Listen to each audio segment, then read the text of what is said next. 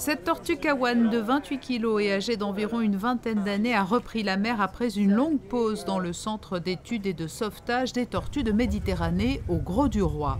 Sous le regard de nombreux observateurs, dont de très nombreux enfants, elle a retrouvé son élément de prédilection, une opération organisée par Monacologie, ce rendez-vous annuel qui a pour but de sensibiliser le grand public à la cause environnementale.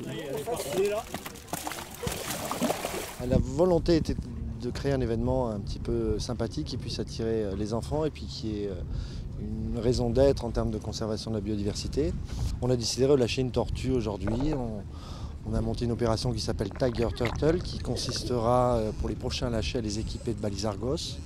Ces balises ont un coût, donc on lève des fonds pour pouvoir les équiper. Puis aujourd'hui, on a pu emmener une quarantaine d'enfants de différentes écoles participant à Monacologie sur site, voir comment de manière concrète se passait un relâché de tortue. Les premiers coups de nageoire dans l'eau, tout se passait bien, la flottabilité était bonne, l'équilibre était parfait, donc on lui souhaite longue vie maintenant.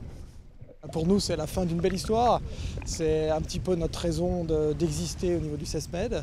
C'est-à-dire que d'une même manière, on essaye, de bien sûr soigner les tortues. Cette tortue est arrivée, elle avait été coincée dans un filet et le pêcheur avait eu le bon réflexe, c'est-à-dire au lieu de se dire elle est morte, on la remet à l'eau, en fait elle était quasiment morte, noyée. Il l'a ramenée à son bord, il nous a appelé, il s'est embêté pour que la chaîne puisse se mettre en place et qu'elle arrive finalement au centre de soins. Et là avec nos moyens, finalement on a fait de la réanimation et aujourd'hui, après quelques semaines de soins, elle est capable de repartir en mer, à nager et à nouveau se reproduire et la boucle est repartie. Plusieurs partenaires se sont associés à ce lâcher à 5000 au large de Monaco.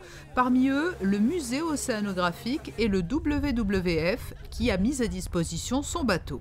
Je crois que les enjeux sont tels, l'avenir de la planète est à ce point en danger aujourd'hui, en tous les cas en risque. On voit qu'il y a des énormes enjeux et que pour le moment on est très très loin de faire ce qu'il faudrait pour ne serait-ce que les atténuer. Donc tout est bon. Les enfants, c'est bien. Ce que j'espère, c'est que d'abord les enfants resteront ce qu'ils étaient quand ils deviendront grands. Et puis j'espère qu'il y a aussi des adultes qui vont agir parce que je ne suis pas certain qu'on ait le temps d'attendre que les enfants deviennent grands. Les tortues, c'est un peu comme les requins.